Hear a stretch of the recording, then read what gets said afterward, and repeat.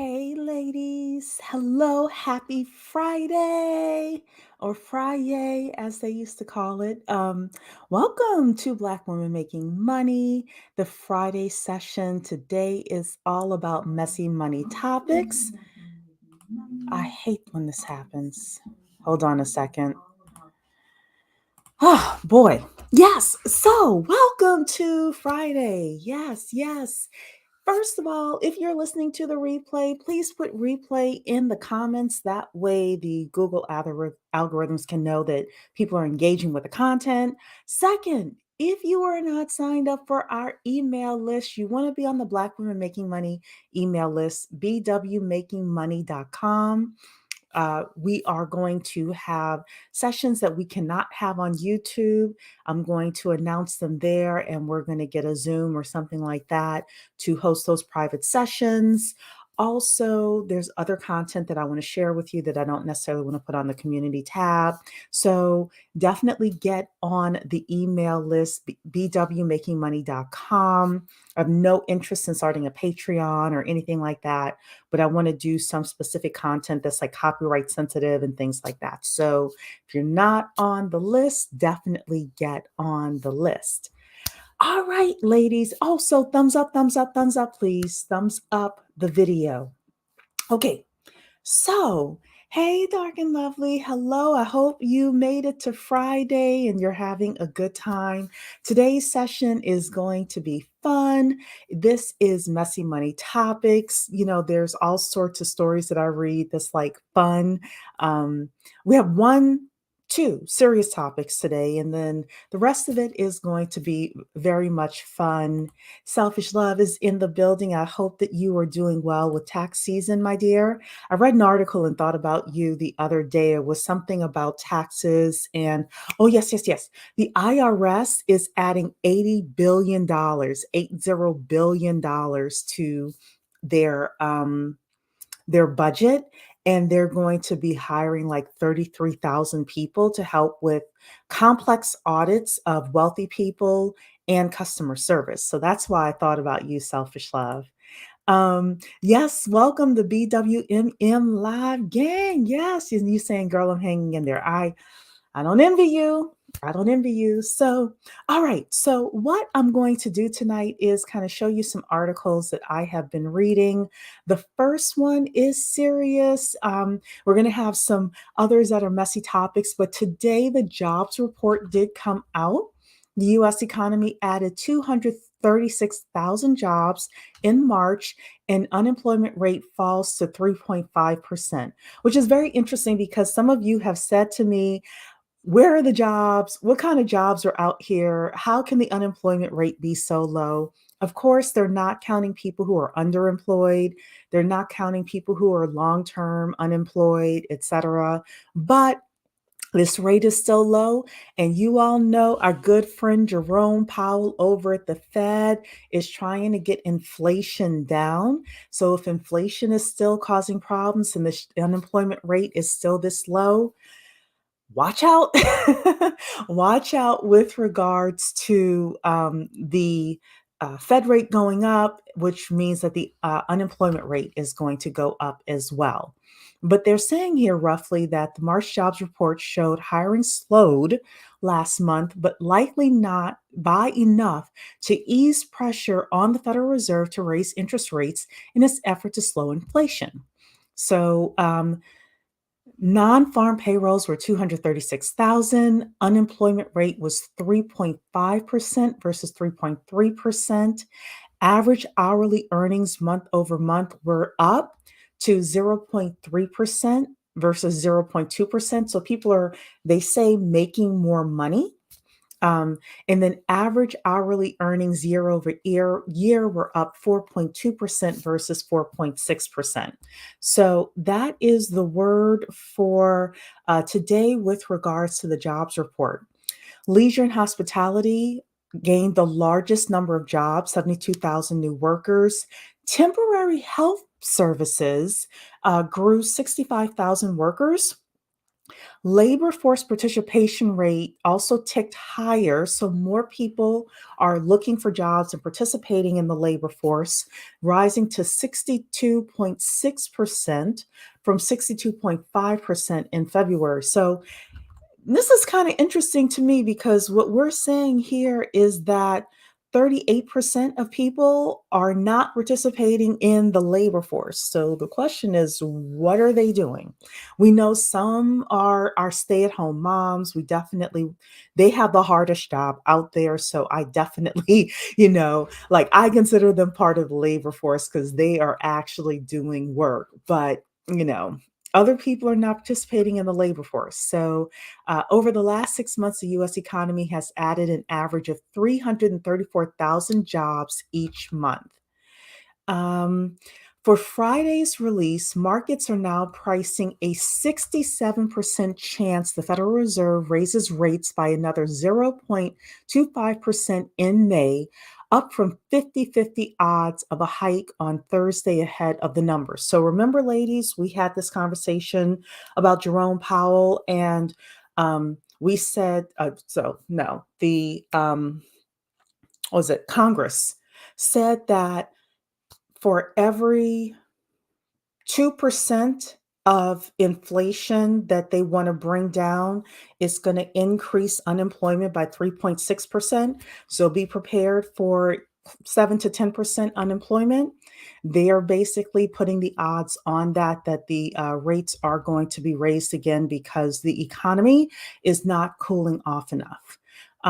Still, they're saying economists see March's jobs data as beginning a period of slower growth for the US labor market that will eventually result in a rise in the unemployment rate. So, ladies, yeah, the Fed expects unemployment to rise to 4.5% by the end of the year. So, ladies, again, just be ready, be aware. If you want to start a business, my suggestion is to start thinking about that now, start getting your revenues going now. If you're looking to level up your career, definitely do that. Y'all know my famous 4 things you want to concentrate on: your technical skills, your soft skills, your networks, multicultural networks, and your resources, getting those things up. Because the economy is about to be a very interesting place. Selfish Love is saying, I mean, you need a good government job. Well, look, the IRS is hiring. Like I said, I was thinking about you with regards to that. There are tons of accounting jobs out there.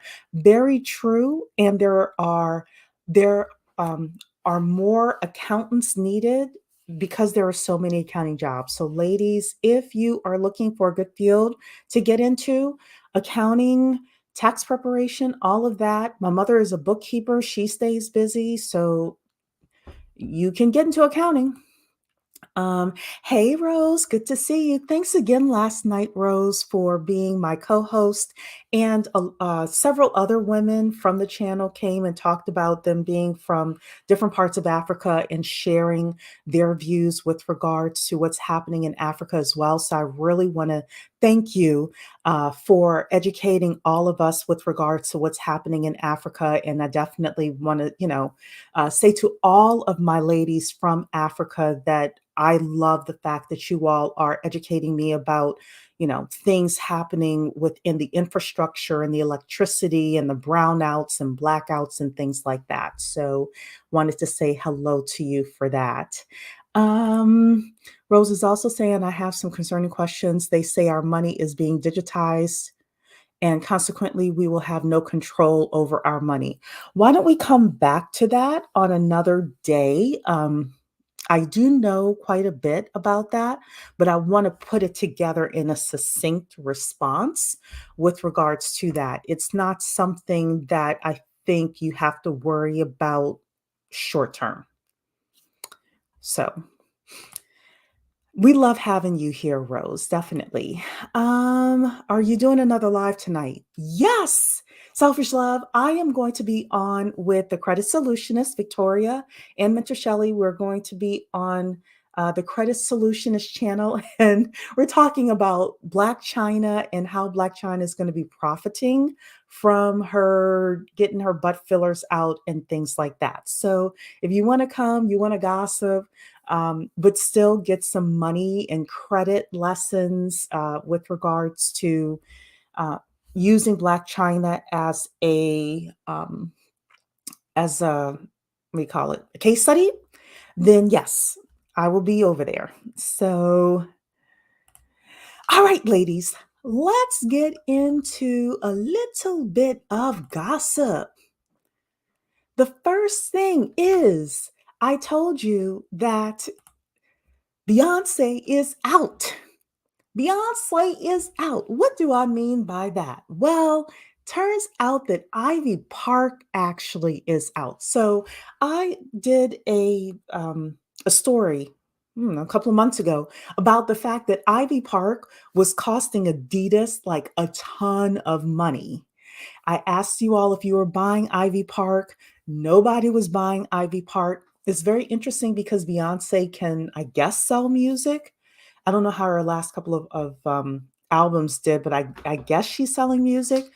She's selling these high price tickets, but then I showed you something else in my community tab where some of her tickets were going for $80. So, um, she's always reinventing herself with regards to the businesses that she's doing. She's not quite Donald Trump, but if you look at all the stuff that she's done and all the failed businesses between she and Jay-Z, Ivy Park is apparently out. She and Adidas have split ways, and now Beyonce has a new clothing line that she's doing called Balmain. So, yeah, I don't really care much about what this Balmain is, but they're saying here the Ivy Park brand has struggled in recent years, falling severely short of Adidas's projections. Yes, severely was the term. But despite the lagging sales, sources say the dissolution of the 5-year partnership doesn't necessarily mean the end of Ivy Park. Beyonce, however, did announce where she debuted a new couture collaboration with legacy French luxury brand Balmain, based on her 7th album called Renaissance. The cover featuring a black and white image of Beyonce standing stoically dressed in one of the new designs, a crystal encrusted black velvet long sleeve hooded gown with a matching hat, is staggering. Let's see. Do they have a picture of it? God, I hope that's not it.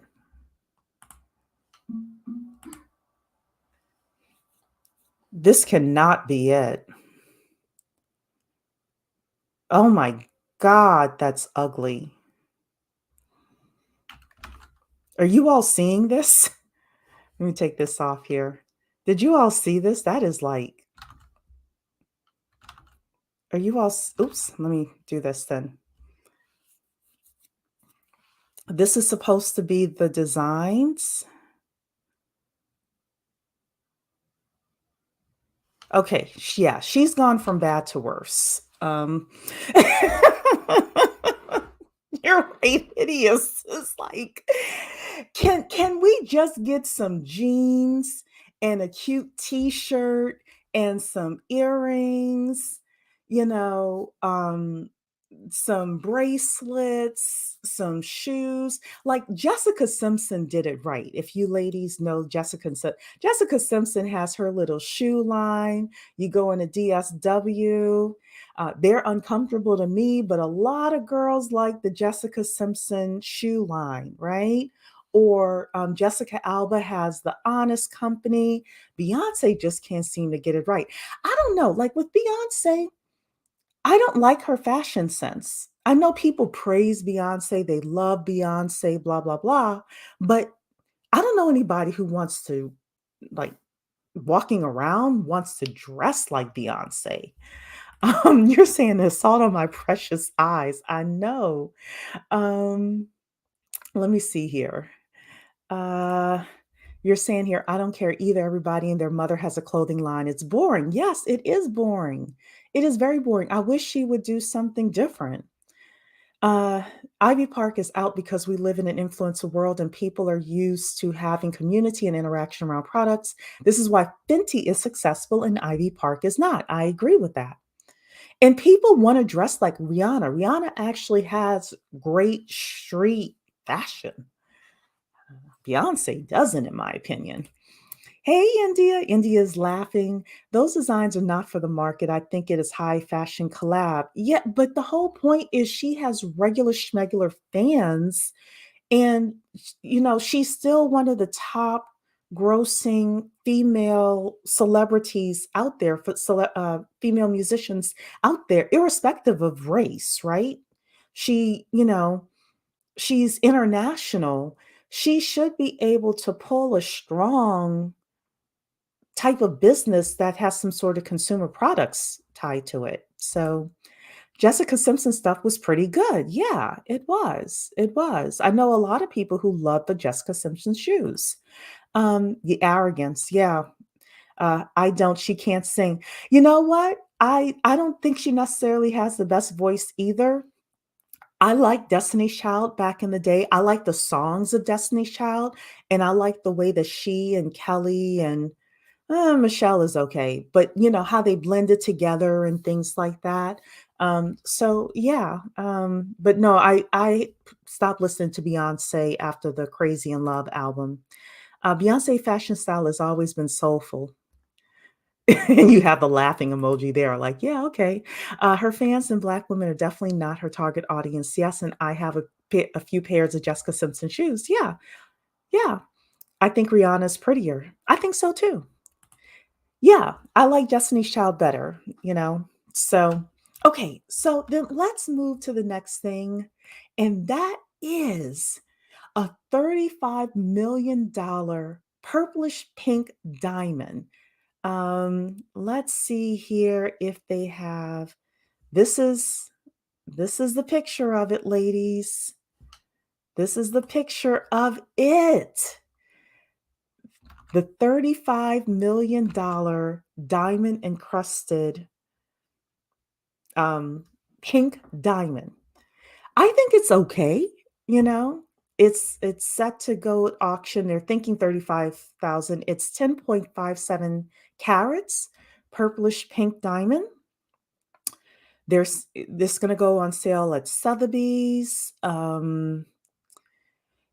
It was fashioned from a 23.78 carat rough stone discovered in 2019 in a diamond mine in Botswana. I hope it is not a blood diamond. I really do.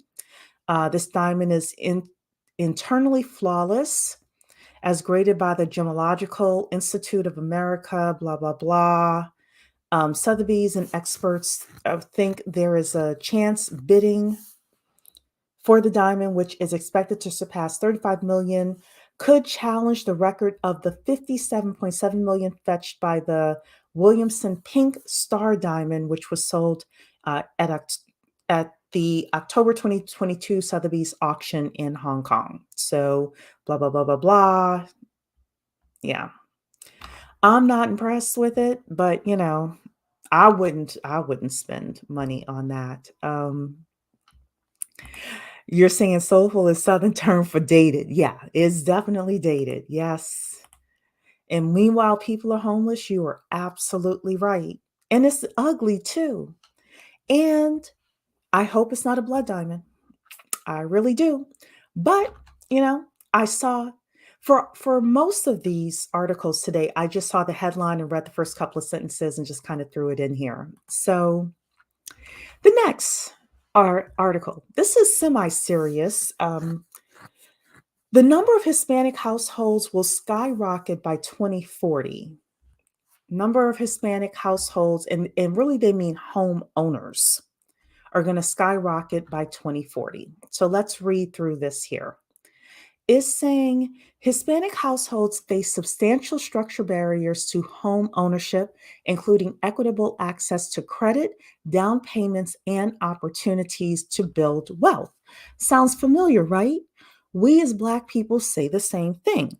We face substantial structural barriers to home ownership due to access to credit, down payments, and opportunities to build wealth. It also says here, Despite this, our recent study is a study by the Urban Institute projects that between 2020 and 2040, there will be no net new homeowners that will be white. Instead, 70% of new homeowners will be Hispanic. The reason I brought this up is because they're saying that they have the same issues that Black people have.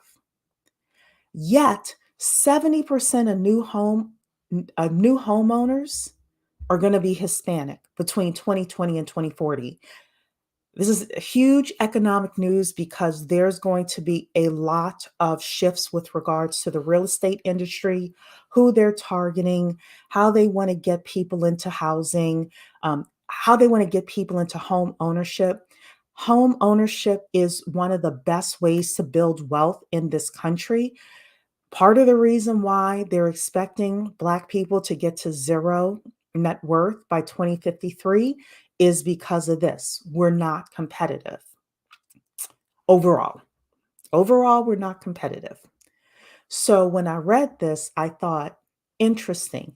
We're going to see realtors, mortgage brokers, title companies, a lot of affordable housing is going to go towards home ownership. You all know I work for a real estate company.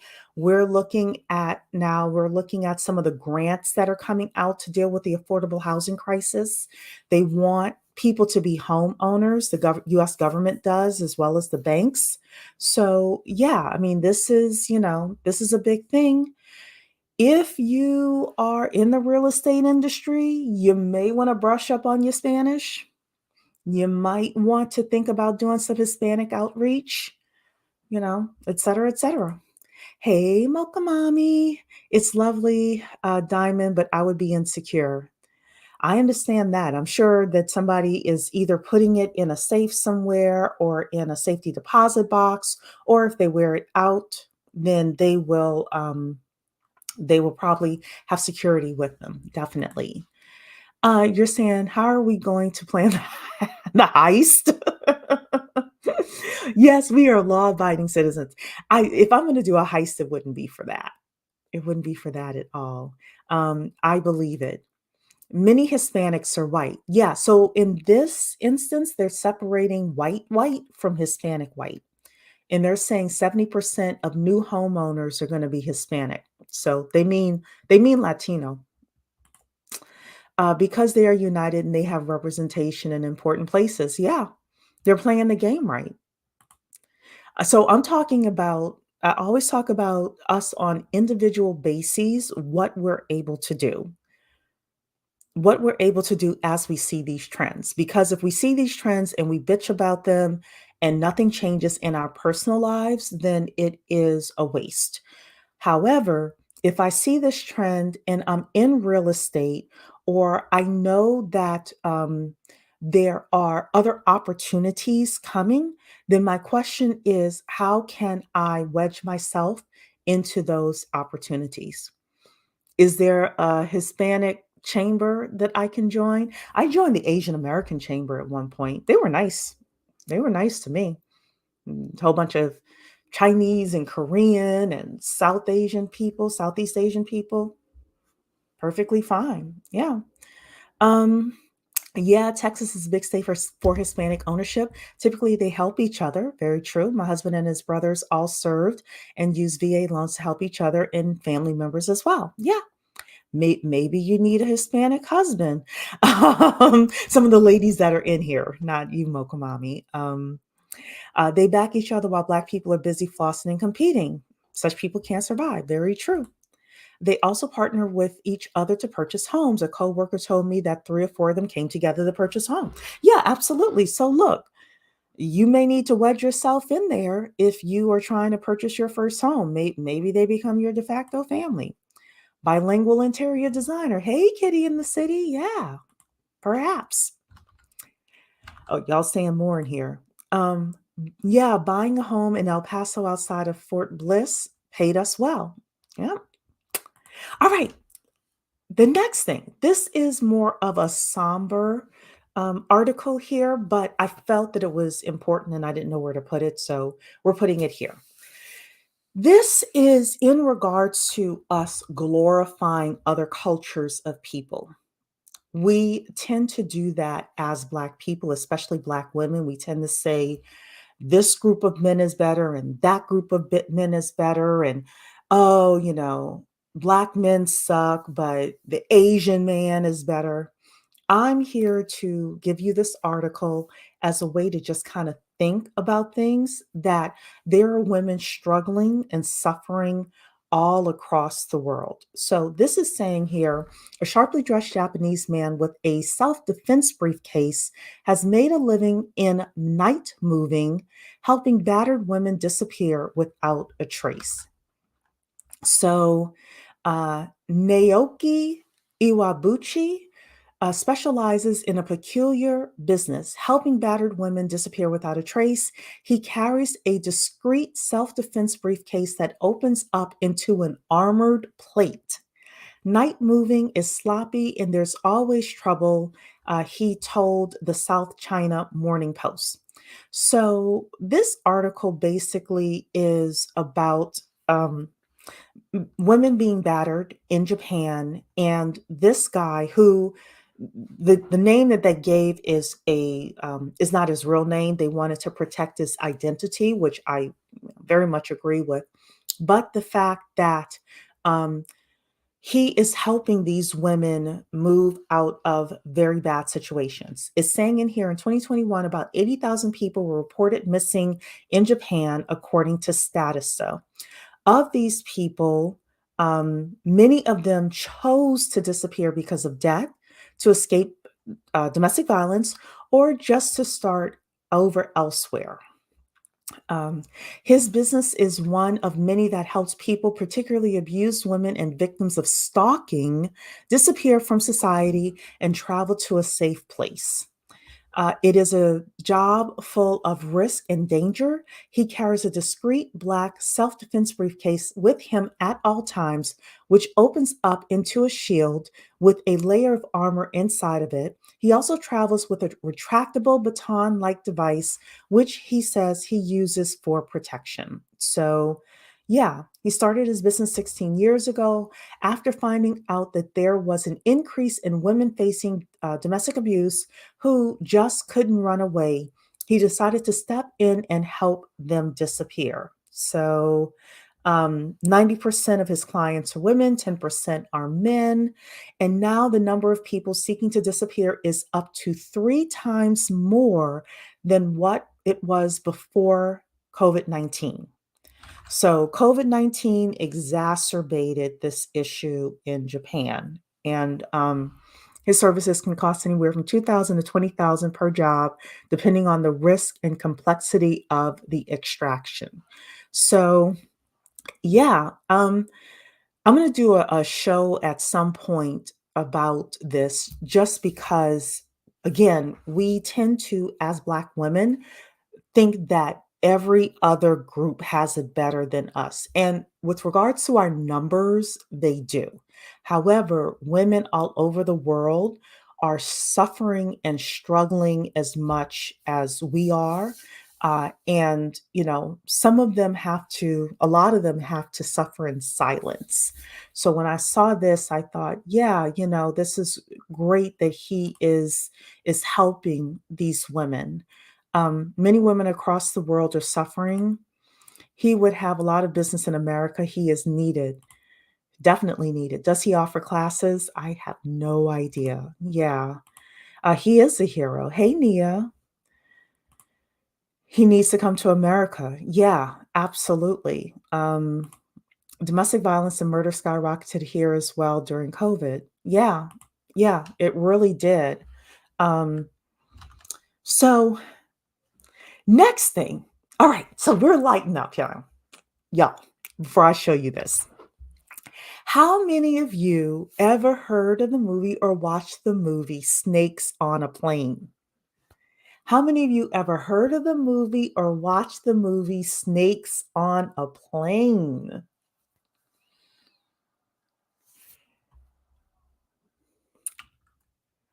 Um,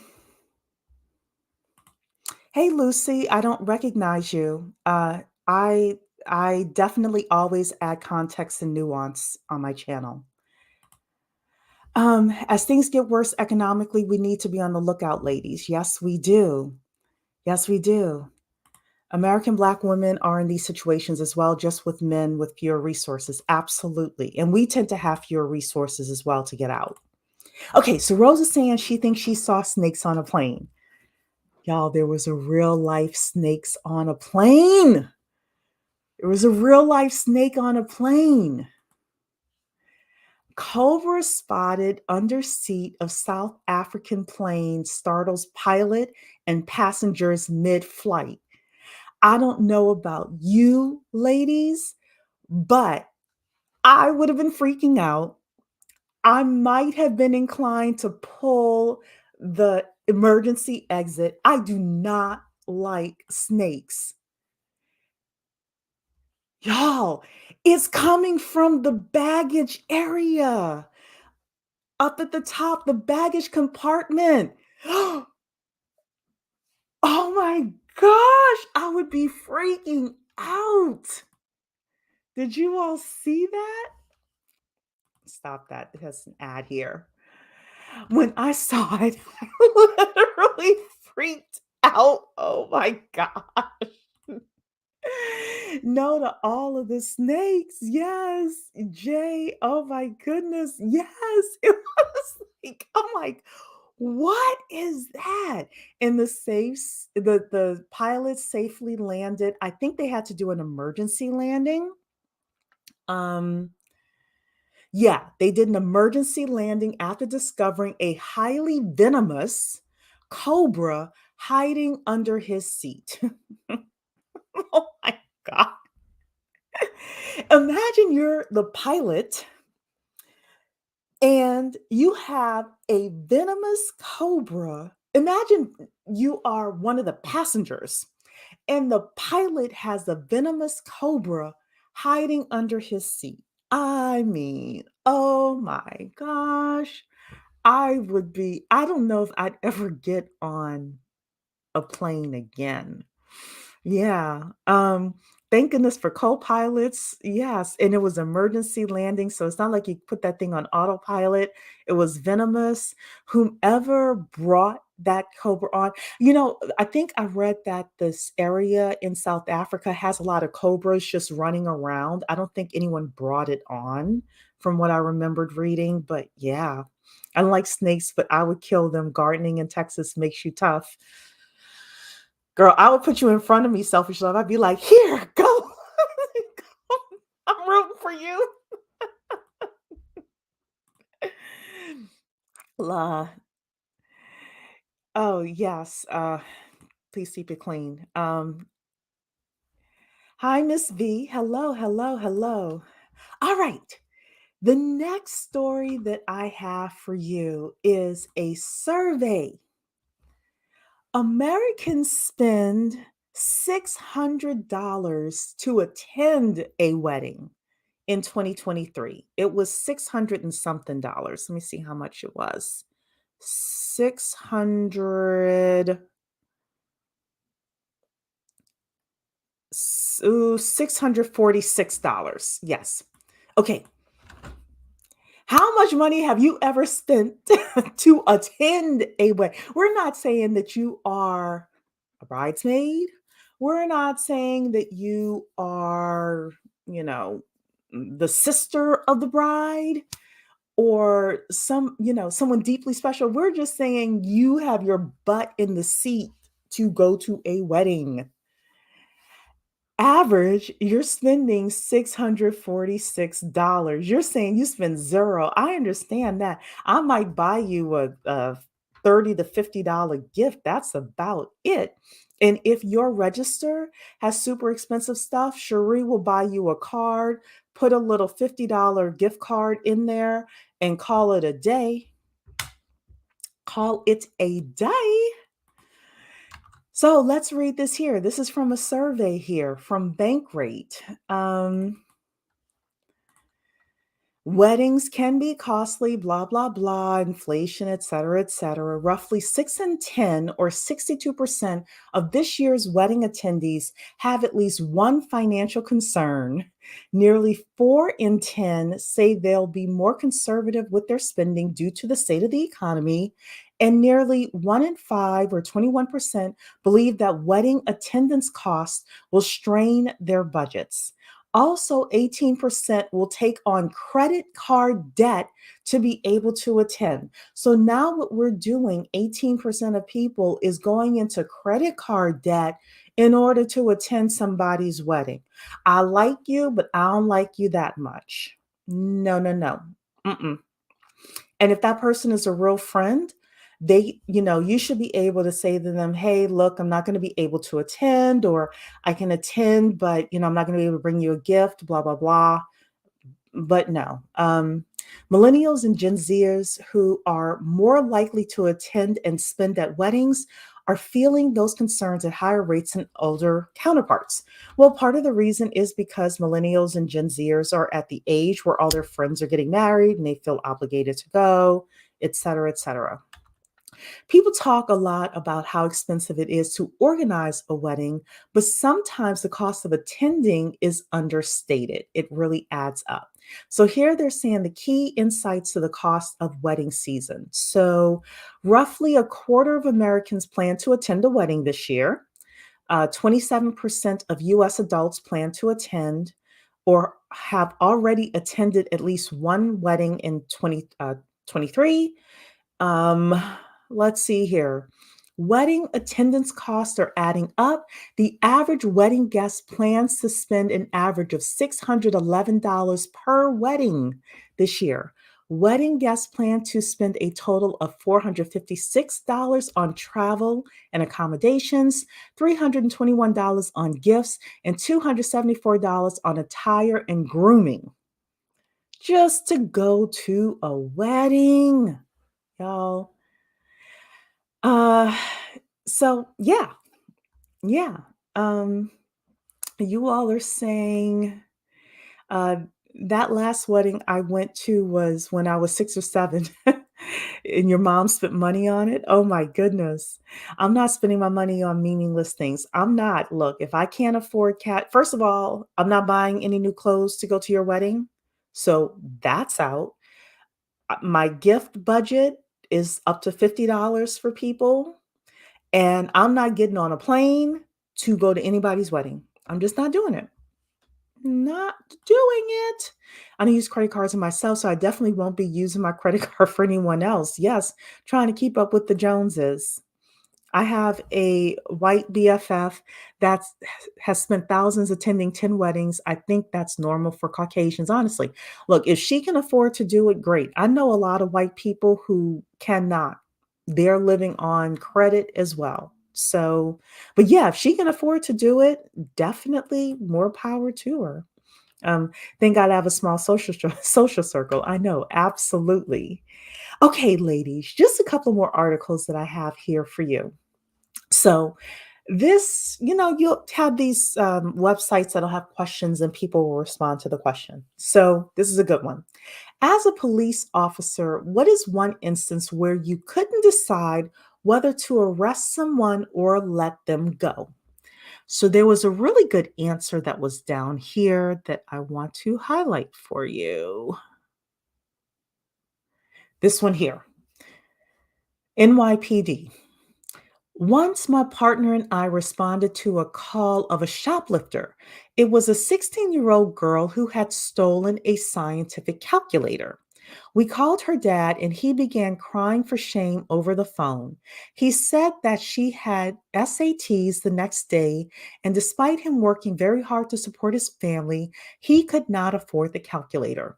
She told us the same thing. The store manager said that corporate policy mandated him to press charges. With a heavy heart, we brought her in. Somehow, that paperwork got so botched that the case never made it to court and was dismissed. Oops. Also, on our way out of the store, my partner and I purchased a calculator. We knew someone who needed it. What do you think, ladies? I thought this was very heartwarming. I think you know, obviously stealing is wrong, but if you're going to steal something, at least make it something that makes sense. And a scientific calculator, to me, I I I applaud the cops for losing the paperwork. Definitely. You're saying I like stories like this. Yeah, I do too, because I hope she made it. I hope she made it to college. I hope she made it to a great career, and this is where kind of the law gets murky for me. Like, I think that the US spends so much money on defense and stuff like that, that we should have it set up where every young person who needs a scientific calculator, they should have one for free. Like, these are the types of things where we should be setting our kids up for success. Yeah, she stole out of desperation, and her father, even though he said he was trying, he, probably was making minimum wage. She may have had brothers and sisters that he had to take care of as well, you know. Yeah, that act of kindness may have changed her life. I hope it did. I really do. I think a lot of officers do things like this and never get credit. I would agree with that. That act of kindness may have changed her life. Yep.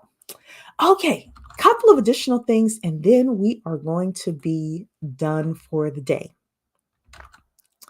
How many of you are still in Clubhouse? How many of you are still in Clubhouse? Because apparently, according to this article, ain't too many of you in Clubhouse these days. Clubhouse has vacancies according to this.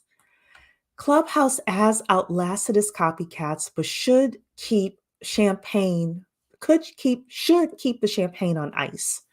2 years ago, Clubhouse was the darling of social media. Oprah even did an exclusive interview. I didn't know about that, but hey, this is what they're saying. The audio chat room app attracted top talent, registered 10 million users, and raised $310 million. But life comes at you fast on the internet, where success often breeds success for other companies who produce their own resource rich version of your most unique features. So they're saying here basically that audio hangout products are basically dead. Reddit had an audio product called Talk. They had their last session this month. Meta's social audio products were wiped off of Facebook. And Spotify had something called the Green Room that has also ended as well. I remembered Lovely T was the only one that I knew who had a Green Room thing. She had a deal with Spotify. But apparently, all of these have gone away. Clubhouse is the only one left. And apparently, they're hanging on by a thread as well. Because according to CBS News, Clubhouse is down to 200,000 monthly users. 200,000. So, just to give you perspective, YouTube has billions of monthly users per year. Let me see how many users. How many monthly users does YouTube have? YouTube has 2.5 billion monthly users, and Clubhouse has 200,000 monthly users, and I think 175,000 of them are Black. Because the last two times I was in Clubhouse, it was the craziest rooms I saw in there. I told you the worst mistake I ever made on Clubhouse was telling them I was Black. I couldn't find any decent rooms, and I haven't opened Clubhouse in months. So you all are saying I never used it. You're saying, and by used, I mean I signed up and listened to a couple of rooms. Yeah, like that I did in, a couple of years ago. There was only one room that I found for some Black women in construction. Other than that, like, no, it's trash, straight trash. Um, I was happy not to be a part of the crazy. Yeah, 2.5 billion people per month are using YouTube monthly. Yeah. So Clubhouse, ladies, is we'll see what happens to it. It's kind of anemic. Okay, final article that I have here for you. There's a financial dominatrix who built a business demanding money from predominantly white submissives. Ah! Oh my goodness. This black dominatrix is getting her coin from these white submissives. You go, girl. You whip, whip, whip. You get them under control. Yes. Her name is Mistress Marley. She's from Brooklyn. She's a dominatrix. She's reshaping the industry and making bank by demanding money from mostly white submissive men. Marley considers herself a financial dominatrix, one who can receive money from willful men without any sex or nudity being involved. She went viral when she introduced herself at North Carolina Central University's homecoming in 2019. Marley stole the show when she showed up with an older white male on a leash at her alma mater. Uh, a lot of people were doubling back, she recalls. My best friends were loving it. They were taking pictures and stuff. But the funny thing is, the video that went viral, I didn't even know it was being taken of me until I logged onto Twitter the next day, she said. After videos of her made rounds on Twitter, Marley responded to some critics and clarified her submissive's role. Maybe the submissive's boss or the submissive's wife was like, what the hell is this? Oh my goodness. She says here, that's not my sugar daddy. It's my sub, LOL, her submissive. He pays for me to control him. This is Mistress Marley. Oh my goodness. Oh boy.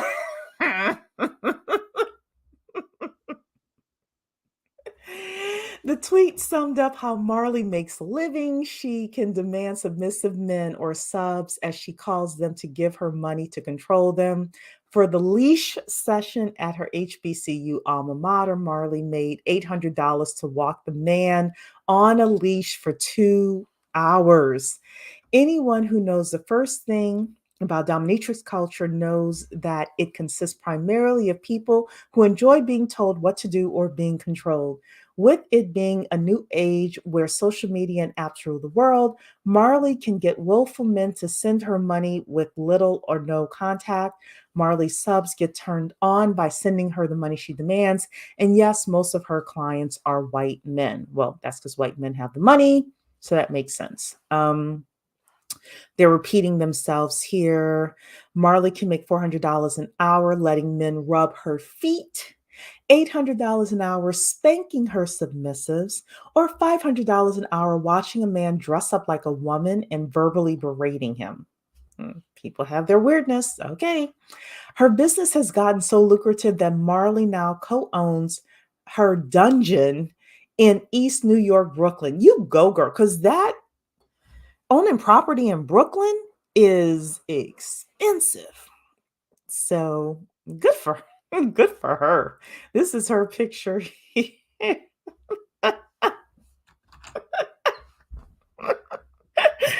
Oh, I'm sorry. I saw this. I'm like, oh, this is so funny. This is so funny. Oh my goodness. So let me see what you ladies are saying, and we're gonna get out of here. That's one way to get reparations. Look, yes, she is.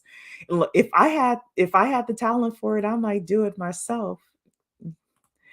I grew up watching Players Club. This has always been a dream from a young age. Yeah, it's good money. And so I understand the dominatrixes are actually very much like psychology people. They understand a lot about psychology. And, good for her. She must be making really good money to be able to afford property in Brooklyn. So let's get those reparations, ladies. Uh, them peoples is freaks. Yes, they are. It's time for a career change. Y'all, I'm way too goofy to ever do this role. Like, she showed up to an HBCU with a white man on a leash, and he paid her for it. Oh my goodness. I heard you can make as much as $600 for golden showers. I've heard golden people pay for golden showers. Yeah, they pay for all sorts of stuff. There's a lot of weird stuff out there. Um, let's see what you all are saying. I would need an alter ego to make this work. Actually, that's probably the best thing for you is to have your alter ego. I can really get paid to walk talk to white men crazy. I need to do better. Yes, you can. You can absolutely get paid for for that. So, all right, ladies, look, that is messy money topics for this evening. I hope you all enjoyed yourself. We got to see a snake on a plane. We got to see a financial dominatrix tonight. Y'all don't forget to sign up for um, the email list, bwmakingmoney.com, bwmakingmoney.com. Sign up for the email list. There's going to be content that I send out. No interest. I have no interest in a Patreon or anything like that, but I want to send you some exclusive content. And we'll also do an exclusive live stuff that we can't do on YouTube because of copyright issues and things like that, or sensitive topics we're going to do kind of behind closed doors. So, I hope you all have a great weekend. Tomorrow is Small Business Saturday. So if you are starting and growing your business, tomorrow's session is actually about getting your first client. So you want to pop in for that. Sunday, we're going to do something motivational. And yeah, look, like I said, I hope you all enjoyed yourself. Wanted you to kiki, have a few laughs. Thank you so much, Rose, saying wonderful channel. Don't forget to thumbs up the video on your way out. Thanks, ladies. Have a good weekend.